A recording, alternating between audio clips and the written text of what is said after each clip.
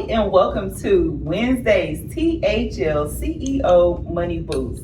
And I am here, Tabitha Lewis, and I'm here with my co-host, Roxanne Lundy. Hey. Introduce yourself for the people who don't know you in the back. Okay. Well, I am Roxanne Lundy. I am a serial entrepreneur, and my favorite lane is transportation. So I will say that. So she brings the gems of transportation world. Mm-hmm. So if you're in the transportation industry, please listen in hard. Absolutely. My name is Tabitha. I am a business wealth strategist. I help you increase your horns. Yes, she does. Yes, she does. And we hit the topics that most entrepreneurs come in, business owners ask me. So this Wednesday, we're going to talk about building a strong foundation with business, being business credit ready. Yes, absolutely. Making sure the profile is together. It doesn't matter what stage of business you're in. If you ever need to pull business credit, there are certain steps and things we need in the foundational piece of your business. So today we're going to focus on that. Okay. Sounds good. I like it. You like it? Very important. Very and important. Roxanne likes it. We all like it, right? She's so funny. So let's talk about that gem today. So one of the things we want to hit on first are the benefits of having this foundation in place in the beginning. It doesn't matter if you're making zero or you're making $2 million. Right. These foundational pieces are important to put in place. And guess what? They're very simple, low cost things to put in place. But when people, if you're going for funding or you're going for business credit, they're checking these items, believe it or not. And sometimes we have denials because we can't get a business credit card or something like that to help sustain the business. Right. And there's because these pieces are probably missing. Yes. So let's go over the benefits first. Okay. So having good business credit, of course, helps bring in cash flow cushion. Right. That all businesses need. Everybody needs. If we don't have business cash flow, we don't have no blood in the business. Right. All right, we suffocate. That's it. You're gonna need it at first. You're gonna need it until you start getting profit. I mean, you need cushion. Yes. You need cushion. Definitely need cushion. Some other things is it helps you scale faster and builds history as well too.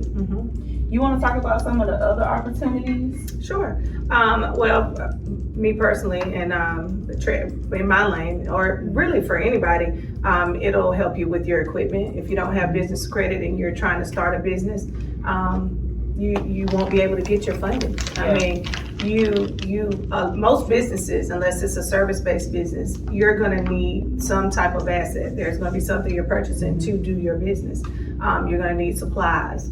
You may need a property. You may need vehicles. Just different things. For your team members to be able to pay for your team members. So you just need to make sure you have those things in place before you get started. And we're not saying build this foundation, get all this business credit, and go build well. No, absolutely What we not. are saying, this is good to have in place for emergency flow, cash flow in your business. Opportunities can come, such as a project, and we have these credit lines and things available in your business. Now, we're not going to get too deep in the different tiers of business credit, but today I want to focus on just the foundation. I love it. Now, if you want us to go deeper, put it in the comments. We'll go deeper and talk about the different tiers. But for today, we're just keeping with foundation. That's right. So now we're going to talk about the different steps of the foundation. The first piece is, do you have a registered business name? Right. You gotta have that. And what I mean by that is not registered in your head. Right. Not a name you're just going by. Yes. So it has to be registered from the federal side and the state side. So that connects, right? So on the federal side, you're going to register, create your EIN, and make sure it matches what you put in on the state side. So if you do an LLC, that EIN needs to be a LLC style EIN. And depending on what type of LLC, it needs to match that. So if it's a partnership EIN, then the state need to be a partnership style LLC. If it's a DBA that you register on the state side at the courthouse, then that EIN needs to be a DBA. It has to match. Addresses need to match, things like that. And we'll talk about the matches in a couple minutes, but just make sure it's registered. It costs you nothing to get an EIN with federal. So if you have paid for your EIN, that means you went through a third-party website. IRS allows us to create our EINs for free. So make sure you're on the .gov website where you register your EIN at. And on the state side, fees will vary, but just make sure you're on the actual state website and not a third-party website when you register your business. And if you're already seasoned in business, just go back and check to make sure those EINs and your names on the state side are matching with the type of business you have. So when you receive the EIN, you receive this form with your EIN on it. It's a PDF document. And with that form, it's called an SS4 form. It will tell you exactly how you're supposed to file your taxes as well too. If you create an EIN with more than one owner, then on that form, it will state that you're required to do a 1065 tax return. If you register it as, anyway, it will tell you the right forms that you're supposed to use. So please actually read the letter, not just grab the EIN off of it.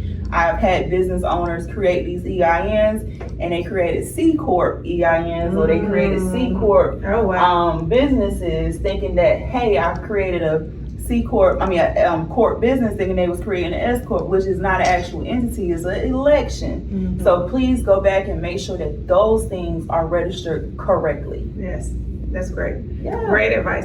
And I'll throw this in also. A lot of times, well, for me, when I first started my business and I went on Secretary of State to register everything, there were a few things that I wish I would have done prior to make sure that my addresses and phone numbers and those things that matter for business credit, for creating a foundation, were different. And so then I had to go back and update it. So if you take your time, you have all your steps, we'll go through everything that you need while we're sitting here, but just make sure that you use the addresses that you want to use for your actual business and that they're separate if it's possible from your home address when you're trying to establish business credit. So that's a good thing that I had to learn the hard way. Yeah. So look, I had to learn. Sometimes we create these businesses with addresses that we have because we can't really get the P.O. box or the business address if we don't have the EIN and the LLC. So you can always go back and update the address. Absolutely, which is exactly what I have. Yeah, just update it, match it back, but get it done. Yeah, don't let that stop you. Yeah. From getting your business registered. Right. Just go ahead and do it. Go back, do your updates and things like that. Now, the second part of the foundation is making sure you have a business address and a business phone. Not your cell phone, but the easiest way to get a business phone? Google. It's free. All you got to do is go into settings, cut off the Google Voice section, create you a professional voicemail, and boom, you have a Google number that is dedicated for business. And if you set it to the point on your phone that when it rings, you know it's your Google Voice phone number ringing, and that you know to step away from whatever you're doing and professionally answer that call. Because you never know who is on the other end of that call. So make sure you have a phone number that's dedicated to the business. And a address dedicated to the business. Now with, I get this question a lot about the business address. Should I get a P.O. box? Should I get, what's those things called, like a shared I know building style mailbox, or should I get a physical location, or should I use my personal address or things like that? Honestly, it's up to you. It's not going to make or break anything. However you want that business, when someone researches the actual address after they're trying to get you funding, they can see if it's your house, right? So you want to be a real business, right? So you want to be a hobby style business. So make sure that this is going to a professional location. Make sure I would honestly do like a building style and not a P.O. box or a UPS Well, the box. shared spaces, nowadays you can get one of those for, a virtual mailbox is $10. Yeah. So I've done that before in the beginning of my journey. So, and also if you know someone that owns their own business, because I know now, well I'm jumping ahead because we'll end up into websites, but even when you go to create your website, and if you want to market or anything, if your business is something that needs to be marketed, once you get to Google, they're going to want you to verify. Yes. And they're going to want you to walk in. It's just a lot. It's a lot more red tape now with making sure everything is in order. So if you're smart and you take your time at the beginning, you can establish it correctly. Yes. From start to So finish. you want to verify. She made a great point. You want to be verified on Google. Which address do you want to be verified at? Right. More than likely a location. Right. Where you can be able to walk around, go to the stop sign, absolutely, get the address and things for the building, so that you're being verified. And guess what? Every time they Google your business name, that's going to show. So you don't want to show your house, right? Right. So make sure we get like at least a virtual address. If you are able, you can get an office brick and mortar location. That's a lot better as you grow. But don't go get it in the beginning if that's not the plan at that moment. Right.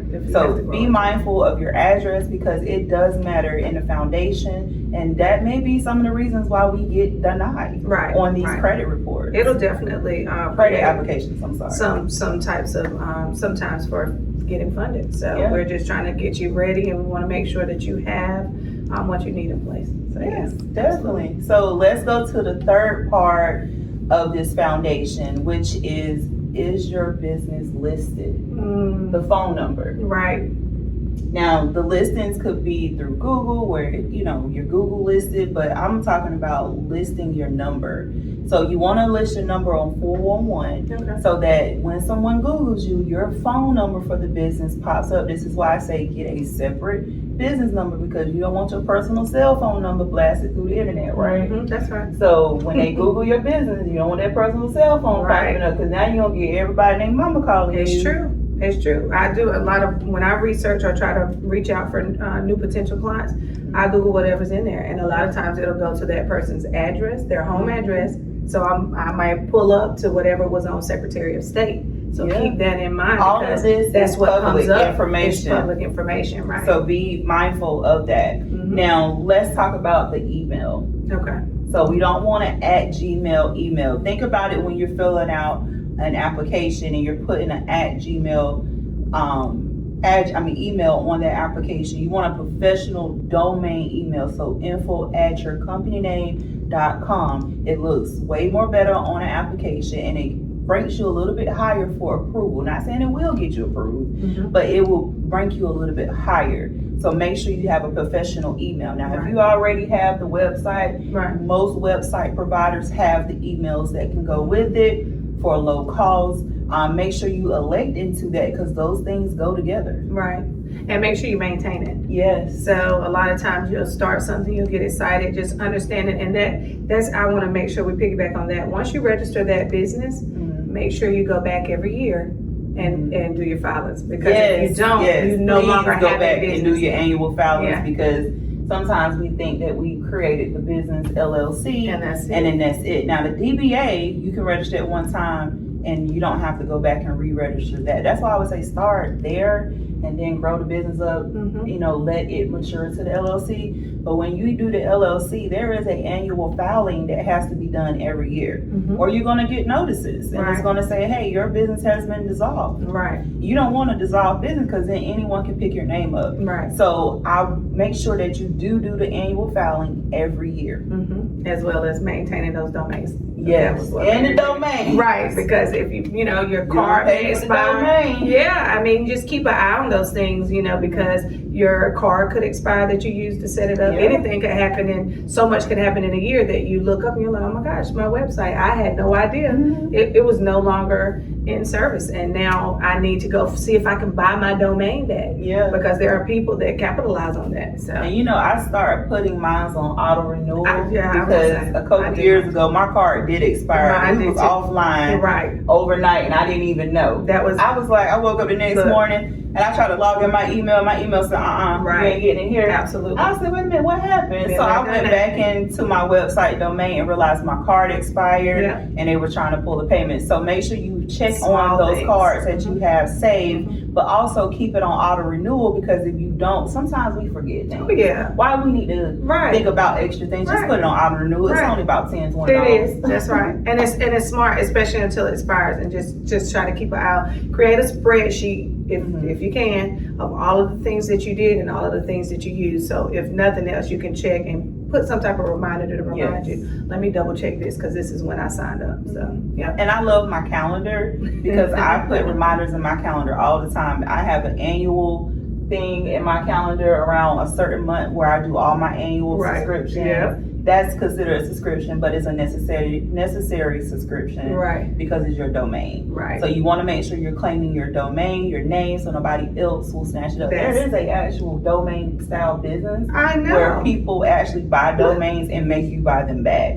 So don't be caught up in my first business that I started and that I had a website for, it happened to me.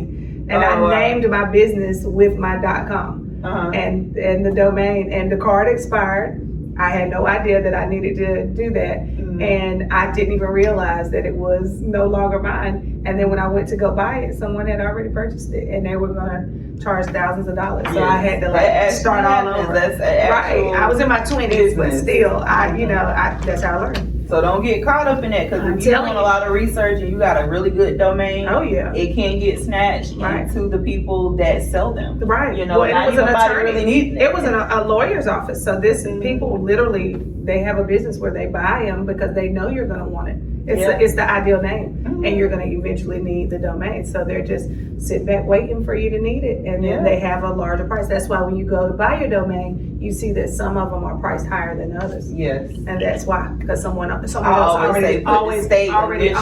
At the end. Oh, that's a good one. That's a good. That's a put good the state initials at the end if it's something you really want. That's so smart. If it's, less likely it'll be purchased already. That's a good idea if it is ever something. That's so if it's learningcenter.com, maybe you might do learningcenternc.com. Smart. That's a good idea. That's a workaround. Oh yeah, that's a workaround. That's a good idea. So, but that's good. That's a good tip. Definitely. All right, so we touched on the website, which is your next step. Make sure we have a professional website. You are running a business. I don't care if you're making $0 or you making millions of dollars. People need to see who you are. And here's a good tip, a low cost tip. Did you know that Google actually has websites and they sell domains?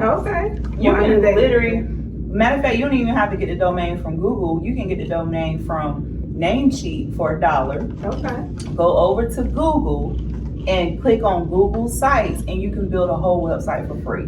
Oh, that's awesome. For free. That's awesome. And they give you videos to you can embed videos in it. Now it is limited in a couple places, but at least you can get this site up and get moving. And then once your business is making profits, then you go back and get a fancy website developer, or even just use a different platform if you want to. But what I say is, let the business pay for it. Don't go out here and spend $10,000, $20,000 for a website day one. Not a smart move, right?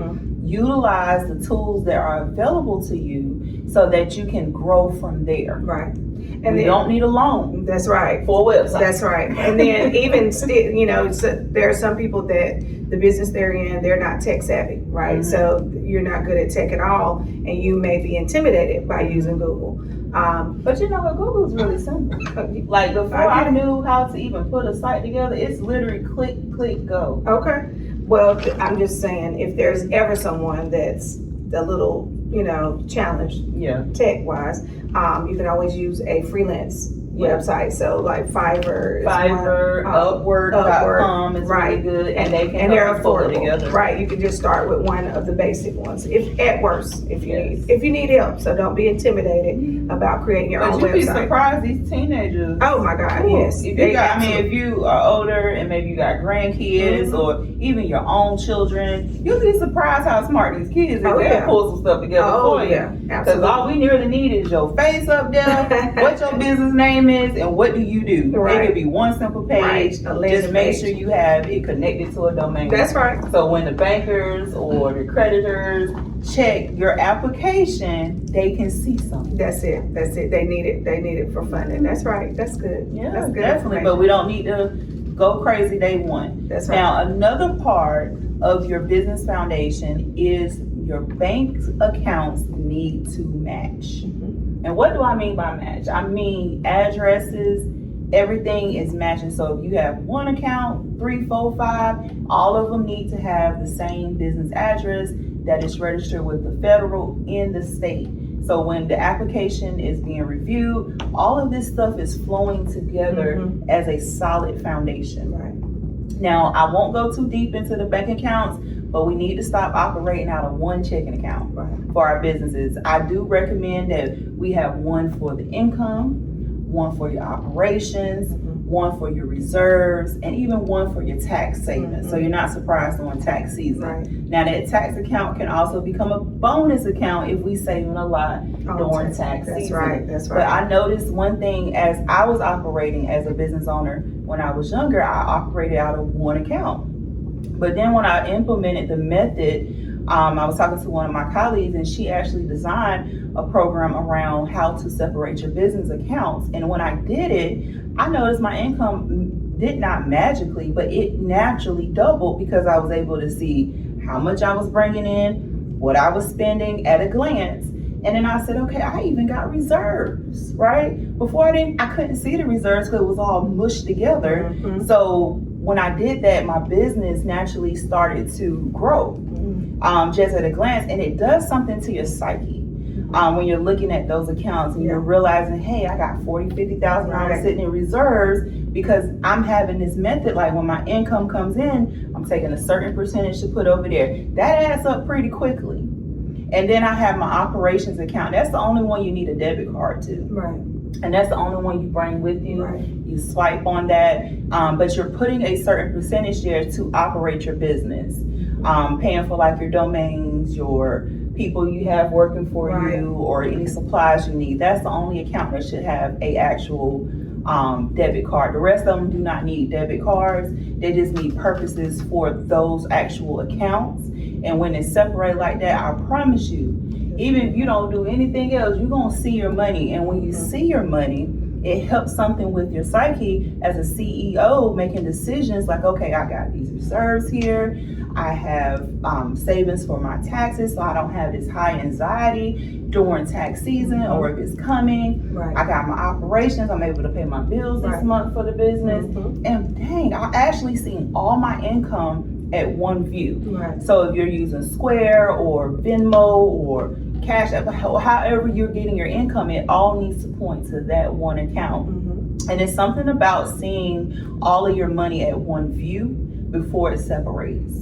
Now, I get this question a lot. Okay. How can I get the money to be at one view? I say it is something where we may have to eat a little beans and some rice for that first month just to make sure it collects. You're gonna have to make a little sacrifice, but I promise you, if you can get ahead of the money, you'll make even better decisions and the money will flow even better. So that first time I did that, I was like, okay, I needed my income to operate and I couldn't see it. I couldn't get ahead of that month. So what I did was I took the reserve account, and when I was getting money in, even though I had to spend it, I took a portion, I put it over there. So for a few months, I was putting it over there until I seen that my averages could be able to get me ahead. And then I took the reserves, put it back over, and then I was able to see it start to collect. That's a good idea. So I was ahead of it. So I took the reserves, I put it back towards the operation because I knew what I was averagely spending in the business. Right. So now I'm not like hesitant to go to the income account, pull money over. So now I'm seeing the money add up for a whole month before I could touch it. Right.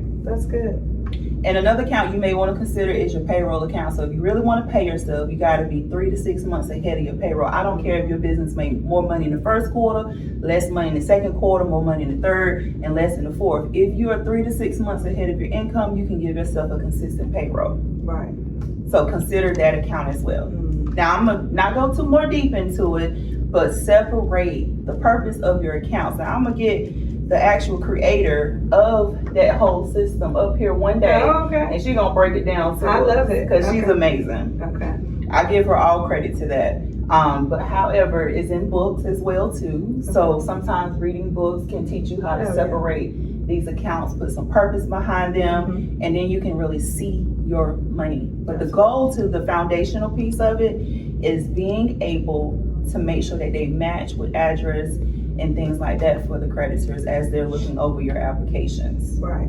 Now, what is your feedback on that? You want to go over that next foundational step? Well, we can. I agree with you wholeheartedly about bank accounts. I mean, separating it because it is easier. And I even put mine in separate banks Yeah. because I Sometimes don't want it to be we need so accessible that I can just transfer if I Yeah. need to. So, especially if it's something that I really truly need to be in reserve, I need to physically have to think about, do I really want to go pull that money? You know, because it's peace of mind. Like you were saying, being able to The see it reserve is the account would reserve. be good at another bank. And another, that's Yeah. what I was gonna say. That's my preference. So, but everything you said was spot on. We're ready to move to the next one. Yes, We'll go ahead and talk definitely. about. So, the Dun's number. So your Dun and Brad number. So this is how you start actually establishing yourself. Yes. Making sure that your business is actually listed.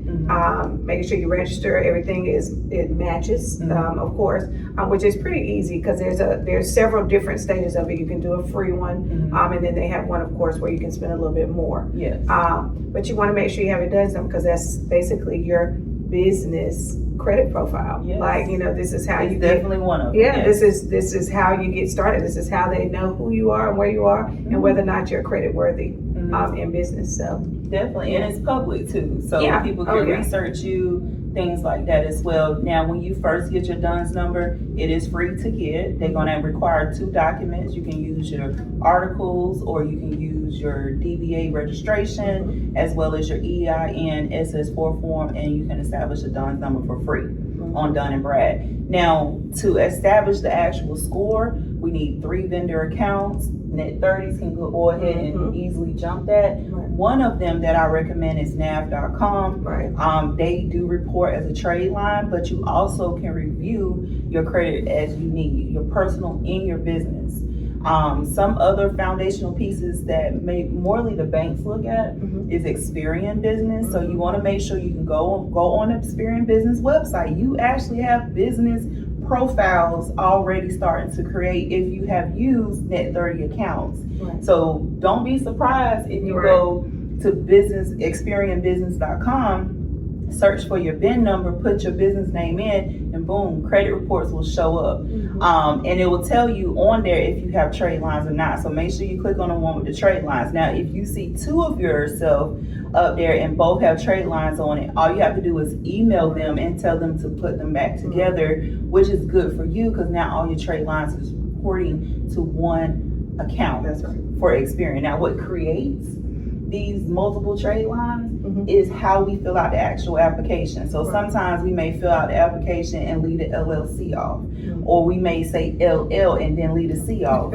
or we may say we're gonna do the short version of our business name, and now you're creating a credit report for Experian 1, 2, 3 accounts. Right. So make sure when you fill out these business credit applications that everything always match the same, so you're not creating multiple credit reports. Right. So I just wanted to put that out there. Right.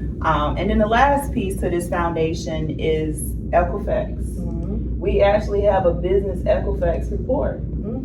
Something I learned in my earlier stages of business. The Equifax one is kind of Experian a little bit more user friendly. We can go ahead and do all of that. Now Equifax, we got to go old school and email them for the business part. Now they may have upgraded. I haven't looked at it lately, but I know just a year ago, we still was emailing Equifax to request our business credit reports. Equifax is very responsive in being able to get those reports back to you, and then you can go over that report and see if you even have trade lines available. The thing that jump scores is 3 or more on the first tier. And I'm going to talk about the first tier. The first tier requires only 3 trade lines. Those can be net 30 accounts, gas cards, stuff like that, just to get things moving on a credit report. But there are different tiers and levels to business credit. But today the goal was to get you the foundation. These things may sound simple, but trust me, it can be the difference of you being declined or being approved. So make sure you have these things in place. And I'm not here to say that these things will get you approved, but what I am saying is it will give you a solid foundation to build upon. Right. So not even just for business credit, but just business foundation, period. We do need these items to be professional, to be a legitimate business. And then IRS has this hobby versus real business. These are some of the pieces IRS even require. Right. You know, they want you to be an established business. This is not play. Right. So make sure you have these things in place if you want to run a successful business, if you want to be taken serious as a business as well too. What do you think? Well, I mean, I agree with all of it. I had to jump through all those hoops myself. Yeah. So I do understand. I do think that it's very important. A lot of times, you know, we don't even understand that this is really what could make or break your business. Yeah. Because you jump out there, you have these great ideas, you're super excited, and then you start throwing money to start some of those things, but you don't have everything in place. And so then once your business is moving, you may find yourself with like, oh my gosh, I'm not as profitable as I thought. In my first couple of months, I probably should see about getting some funding. Yeah. And you're already all the way in, but you haven't done the foundational things. Piece. And so, you know, and again, I had to learn the hard way myself. So I appreciate it. I always share these same tips with people. You've taught me things just in meeting you that helped me grow and be able to track better and to know exactly what I have and where to find it. Yeah. So, you know, just making sure that we ask questions, we look back over this video. Yes. And you literally write it down and you take step by step. We're making this public on purpose because I just don't want you to make financial decisions that somebody could, if you just would have asked a question, we would have answered it for you. Right. Wisdom is learning from other people's mistakes. So if we've already had to learn the hard way. And trust me, this is a lived experience. Right. That's what I said. I studied. We didn't wake up and know it. Right. You know, to figure out what I was doing wrong. But I was that business owner as well that had it all little twined up in the beginning. But I went back, fixed it out because I was getting declined. I'm like, I couldn't figure out why. Right. I fixed the credit. What I need to do? What's wrong? And it's still declining me. And I'm like, so what is it? And they're not going to tell you why. They're not going to tell you why they're declining you. But because we have already taken this journey, let us help you and point you in the right direction. And some of these small things could be the determining factor of whether or not you're approved or denied. So, you know, just and it doesn't feel good. You're sitting in the bank and you're like, oh my gosh, I thought I did. I thought my credit was good enough. You know, it feels like almost like they almost judging you. Right. It's discouraging. It's like, oh my gosh, it's like what else do I need to do? And they're not going to tell you that you will decline because it is. They're just going to send you this nice little email and say decline. Unfortunately, I know we have seen that email. Unfortunately, we cannot offer you any credit at this time. But they won't tell you why. You even call the number. They was like, well, you got too many of this or you this or that. It's not that. 9 times out of 10 you can skip that if you have a foundation to be in place. It's the small things. And you know, and it's hard enough just having the faith to start a business. And so at least in your research, this is part of your research. So you already know what types of things you're gonna need, and taking your time and making sure that you do everything right, it'll save you so much on the back end. Yes, you'll have hurdles and you'll be able to move right through them because you'll be able to get the funding that you need because you did what you needed to do. Definitely. So now that was a longer gym moment than needed. Yeah, okay. Well, actually it was needed. Yeah. But I wanted to make sure that we publicly got that recorded so that if anybody ever needs to reference, replay this video, it's always available to you. And then you can take it slow by playing it slow and doing one step at a time. That's it. And making sure that those items are in place for your business so that you know that you are set up for a strong foundation within your business. So right now we're going to transition into Q&A of some frequently asked questions. around this subject. Okay. And we might have already explained some of Maybe. them, right? We'll But see. let's talk about those frequently asked questions that I get when people come in and I'm helping them with this foundation 101. At what point should I consider setting up an LLC? When you have an idea, now here's the thing, it's all in your business plan. Does this business really require that LLC in the beginning? Right. Like I tell everyone, let the business pay for the business. Mhm. So if you could start as a DBA, test out the waters, and then if you like the waters is making some good money, Mhm. then we can take that DBA and attach it to a LLC, same name, and it's like you never missed a beat. But however, when you do that, you do need a LLC style EIN, not the DBA EIN, especially when you're looking at the foundational piece. I've done it, Mhm. and I've had to correct my own self, and this is why I'm stating it now so that you won't make the same mistake I did. But it is correct. You can correct it if you are in that state. Does having an LLC automatically protect my personal assets? No, it doesn't. And I'm not going to give legal advice up here, but it doesn't. I would say consult with an attorney There you go. where you can go more in depth in that, but it doesn't automatically do it because in previous videos we have stated that there are different levels to the LLC. Now, depending on which level you're on with your LLC can determine the asset protection piece of it. What mistakes do you see business owners make when setting up their LLC? Filing on the wrong form. Mhm. So if we have more than one partner or owner on an LLC, the number one mistake I see is that they don't use a 1065 if they're unmarried, and they're splitting it on their own personal returns as a Schedule C. Then we have to go back and amend all those returns to fix it because now IRS is sending them fine letters for not being on time. Mhm. So that's the number one mistake I see with LLCs. Can I run multiple businesses or DBAs under one LLC? You can. Matter of fact, the state will allow you to do up to, I want to say it's 8. Don't quote me. Go check your state. But the DBA application does allow you to put multiple DBAs, name variances on that application, and you can actually take that DBA and attach it to a LLC, and you can go by multiple different names under that one LLC. And because it's under the LLC, all those DBAs get the protection of the LLC. Mhm. And sometimes it helps with your building your credit for it also because all of those are tied to that one. And so now you have all of that streaming to that one LLC. So it can help you with your credit profile, also with your business credit profile. So if you have a DBA, do you need to go back?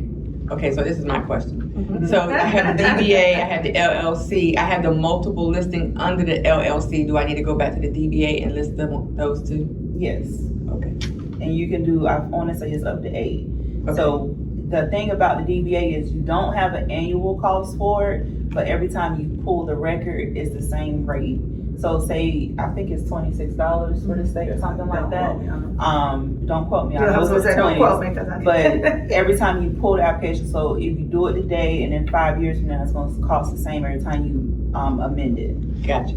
Okay. What happens if I create an LLC but haven't used it or made any money yet? Well, it's a hybrid entity. It's just a shell right now. So, and be mindful of, because you haven't made any money, you may have incurred expenses that may need to be record keep. So just because you don't make any money doesn't mean that the business is not alive yet. And a lot of times, a lot of businesses, depending on what they are not profitable the first few years because there are so many expenses associated with getting established. So again, as a tax expert, somebody can help you with that. Common expenses that you don't even realize are expenses because you didn't have the LLC or the business started become expenses now for the business, such as your phone. Right. That's just a simple one. Your phone, you're going around trying to get things going, your mileage, just all of the things that tie into actually getting a business going. Yeah. You really, you don't keep up with it, but at least try to journal it. If you don't have an account set up and things, you need to make sure you're at least tracking all of that. Oh, she just made a great point. Until you open your business account for your business, you don't have a business fully. So you have your business registered, you have your EIN registered, but you have to open up the account to start the credit profile. Oh, okay. That's You're talking about like the credit the profile. day, I understand. not just the credit Okay. profile, but just your funding, your fundability of the business. Mhm. It doesn't start. So it's like your business is not complete with Right. that third step. So even when you're trying to get supplies from different places, you got to have some type of something established, Mhm. and that bank account is really your first day of business. Let me put it like that. I can see that. I know when I first started one of my businesses, every account that I tried to set up, they wanted my business account. They wouldn't even let me Yeah. use a different account. So, Yeah. or they wanted a business check Mhm. just to start Yeah. doing business with me, period. So I can see that. Yeah. Mm-hmm. And my last question is, if you could give a brand new business owner a checklist of the first 5 things to do after forming an LLC, what would they be? Well, we discussed some of them, but I'm gonna put it in order for you. So you create your LLC, you go get your EIN. After that, go open up a bank account. Before that, you should have had a business plan. We need to start executing the business plan. And then whatever supplies, things you need, go ahead and get the necessities. But I would also recommend doing your free website, things like that. The list that we went over today, just go in that order. With your email and everything. Yeah. That was all the questions. All right, Thank so you. that was all the questions for today. It was great talking to you again on this Wednesday at 12 noon. You're welcome to register for the next Wednesday, or just wait out for the replays on Fridays. We drop them on Fridays. Lord willing, we'll get them out. Right now we are doing our own tech, so bear with me as we get those out. Now, if somebody want to come help us, we are putting that publicly We out love a there. labor Come of help love. us. I love a labor of love. But the goal to this is getting this information out to the community so that we can stop making these financial, I'm not gonna really say mistakes, but just it's awareness. Right. We just want to bring the awareness so Right. that these things won't happen. It does